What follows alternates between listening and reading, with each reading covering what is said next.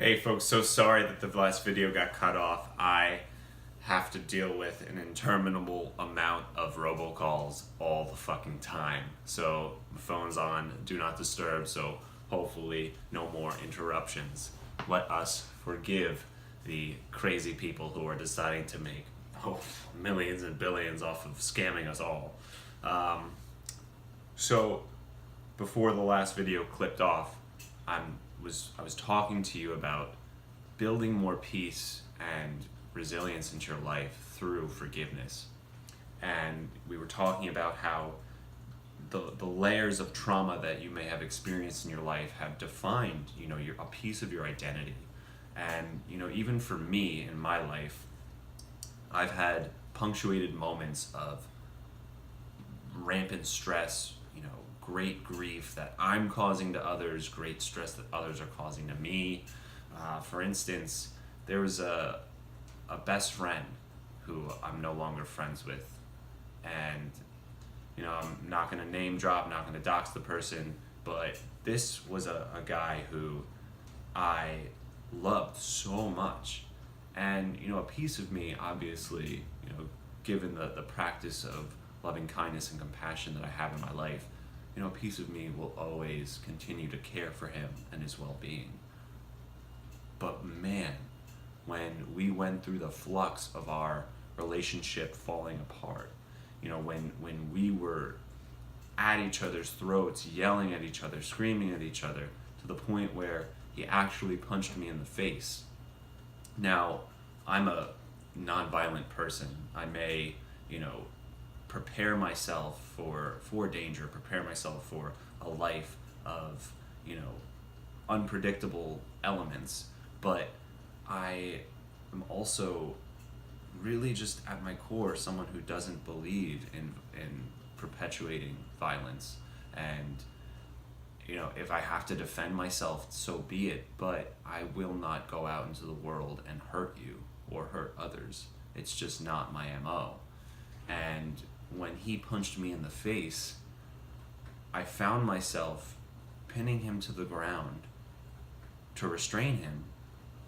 But this thing in my mind was shaking me. The adrenaline is rushing, and in my mind I felt this wave come over me that said, you can't hurt your brother. This was someone who I cherished, and I felt inside me that it just said, stop, don't hurt him. Like, I had his head ready to slam it to the ground, and I just couldn't. It was just not part of my constitution. And even if I did decide to hurt him, it was not going to end, it was not going to end worse than it was, but it could have gotten way worse. And in that moment, our friendship had pretty much hit the bottom, the fucking floor of floors that it could have hit, because he knew that I was a nonviolent person. He knew that it should have never escalated to that, but he was out of control and didn't care about my feelings or, whether or not he felt like he needed to stand up for anything. Of course, when I talk about this, when I talk about my own story, there's my version of the truth, there's his version of the truth, and then there's, obviously somewhere in between is the truth itself. And, I'm not looking for you to take my side in this. What I'm trying to communicate, what I want to share with you is that in that moment, when we got up, when the body started to settle, shaking, really just not in a good place, I still went up to him, I still hugged him, I told him, I love you, I forgive you, but you need to leave. And so that for me marked a moment in my life where I came face to face with the need to forgive in the moment, but to establish a line in the sand that said, I will no longer trust this person. Now, in the event that it comes to pass where he seeks out my trust, I really don't know if I could ever extend that to him. I just don't know if I could award him my trust anymore. But given my spiritual practice, given my way of thinking, what I want to impart on you is that because we are connected, because we are of the same source, we are one. You may experience separation and contrast, via the boundaries of your own skin and body, but we do come from the same source. We have this connection that you cannot remove infinity from infinitude. You cannot remove infinitude from infinity.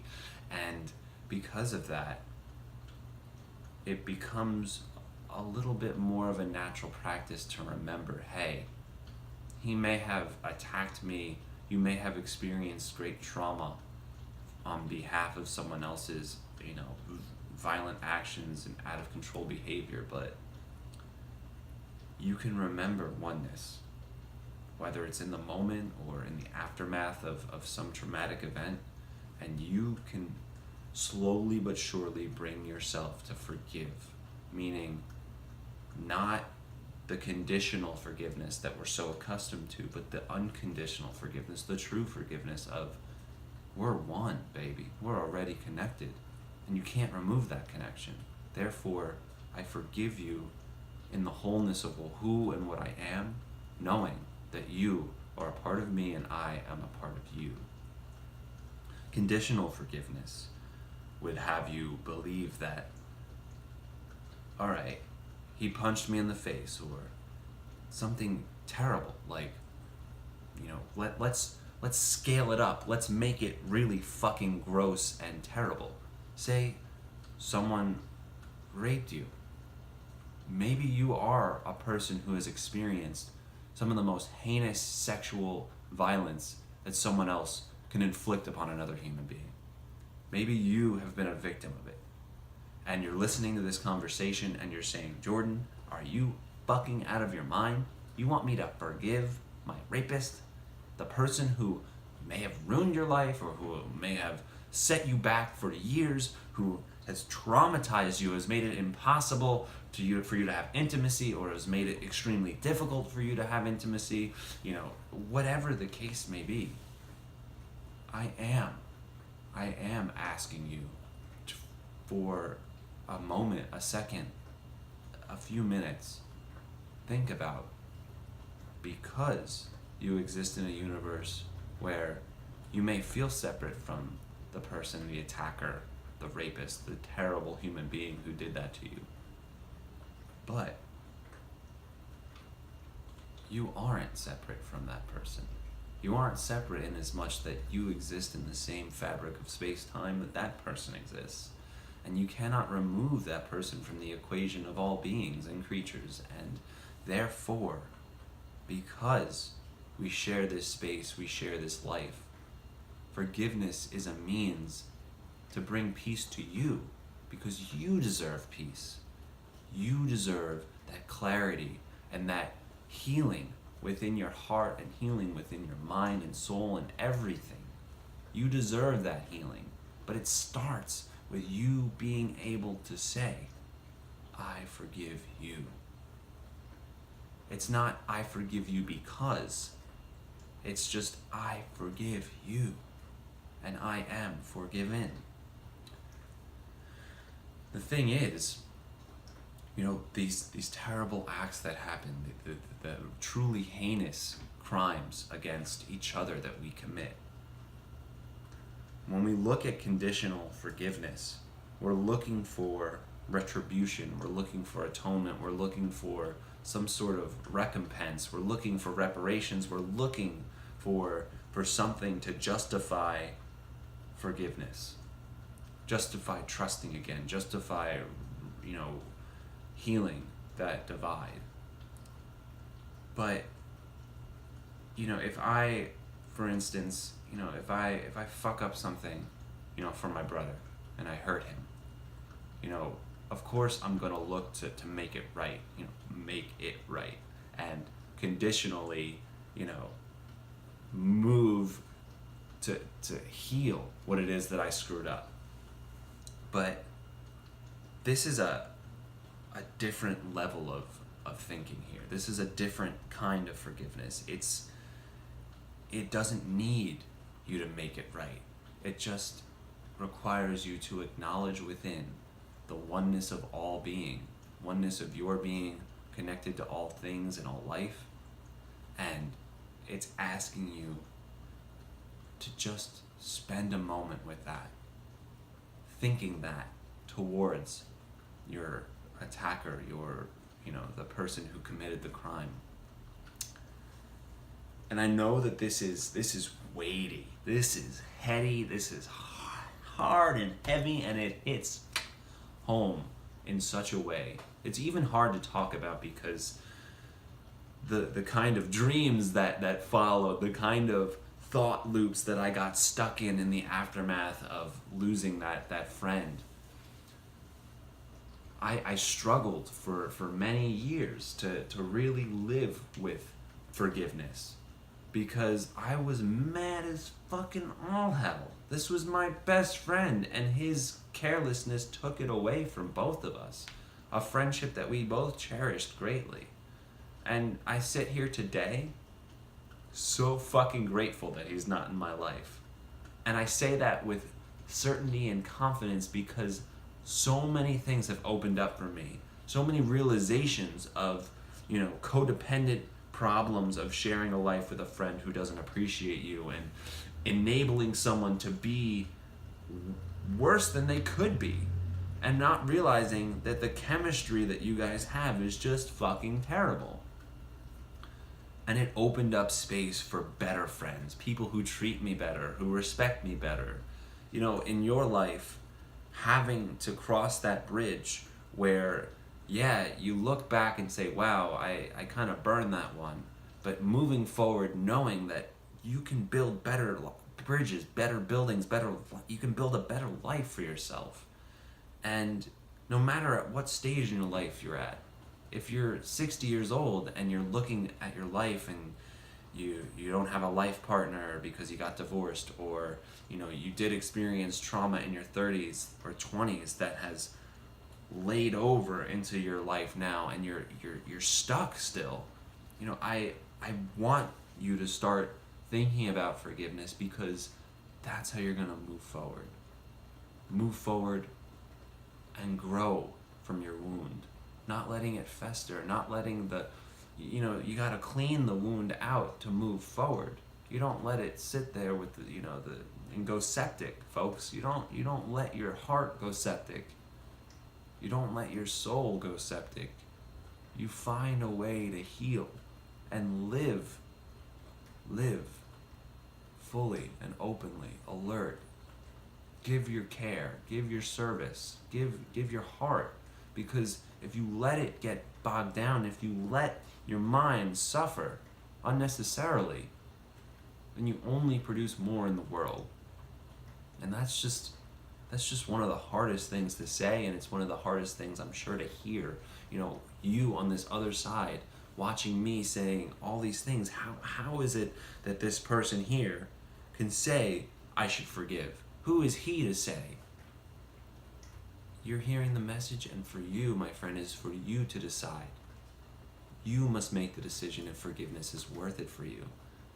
Not on any condition, but because you and I are one, and you share this world with the person who hurt you, with the people who hurt you, and you can't remove them from the equation. You can only seek wholeness, seek to repair your heart. So I want to tie this together with the idea of trust. I obviously don't trust that person who hurt me, and you don't have to trust the people who have hurt you. I had this one strange encounter on Instagram once where I found myself direct messaging a person who was asking me for help. She said, I live with this person, or this person is in my life who steals from me all the time, who just constantly is taking my shit, is taking my stuff, and doesn't respect my space. And I had to take a step back and say, I can't examine your life and understand the very circumstances that you deal with, but I have a few basic principles that I live by. And that is, you don't let anyone into your space who's gonna fucking steal your stuff. And if that happens to be your brother or your best friend, well, tell them to get the fuck out, because they don't belong here taking your stuff. And if they're a kleptomaniac and a liar, well, you call them out on it, and if they lie again, then you lock the door, you change the locks. You do what you have to do to protect yourself and protect your space. Forgiveness does not equal trust. This unconditional forgiveness that I'm talking about, this love that you can extend to others on behalf of healing the divide, does not equal trust. It does not mean that you let this person back into your life. My God, no. You know, what's the saying? You know, fool me once, shame on you. Fool me twice, shame on me. You know, whatever it is. You know, if you do something over and over and expect a different result, that is, as Einstein taught us, the definition of fucking insanity. And as a spiritual community, as your mindset coach here, I'm here to tell you that we need to just reframe the way that we think about things. Yes, we can forgive. Yes, you can forgive without conditions. The only condition itself is that you exist and are a part of all that is. But you don't have to trust. You don't even have to trust me. If you feel like I'm offending you, or if I'm, hitting home hard, that's okay. You don't have to trust me. You don't have to take me at my word. Go do the research. Go do the digging yourself. Figure out if your life here on forward, I'm a certain age, you're a certain age, and if you're going to live another 10 years, what's it going to be like harboring this hate in your heart? What's it going to be like to be a 20-year-old person who's experienced something terrible, and you decide now, I'm going to hold this hate in my heart until I'm 80 years old? Why would you do that? To what end would you hold that hate in your heart? To what end would you not let yourself forgive? Because there are people around you who don't forgive. There are people around you who have let it fester in their hearts. And you have to ask yourself, is it worth it? Was it worth watching this person get to be 80, 90 years old and never fucking forgive anything and always carry that hate? I've seen it, and it sucks. It's painful. It's painful to watch people who should know better, who should be acting better towards themselves, who should show themselves a little bit more compassion. People, that's the first person you gotta show compassion to. You give forgiveness because it is an exercise of love to yourself. And maybe you think that's naive or ignorant, or even you think I'm arrogant to even approach the topic. But folks, I practiced it in my own life, and I've seen what happens. I've seen amazing things. I've seen people heal their hearts and heal their mindsets after hurting each other, and repair relationships that truly deserve to be repaired, where trust could still be achieved and healed. But where it couldn't be, I also saw that happen. I saw the lightness in people's hearts, knowing, yes, I forgive you, but I'm moving on, baby. I'm moving on, and you don't need to be a part of my life, and you don't have to come back, because that was a toxic situation, and we don't need to create that again. We need to move forward. We don't need to repeat lessons. We need to learn them as soon as possible, in as timely a fashion. Perfectly timed, of course. So, to put it all together, to move the track forward, to move the train forward for you, forgive as an exercise of self-compassion, but as an exercise of compassion towards others. There's a special exercise that I believe I've learned this from. His name is Joe Vitale. He's an awesome success and mindset coach. He is a phenomenal human being. Joe taught us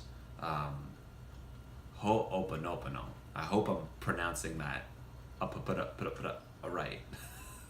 It is I believe, a Hawaiian practice where you say, I love you, I thank you, I'm sorry, I apologize, and I forgive you. And you try to make it specific. So, I love my best friend, Jim, my business partner, my super awesome partner in Without Bounds. I love him because he is a sharp and truly an industrious person and a beautiful soul who seeks to help others and wants to help them improve their lives. And I thank him because he has helped me improve my life. He has helped me see the blocks in my own thinking and has helped me move past my own personal shortcomings.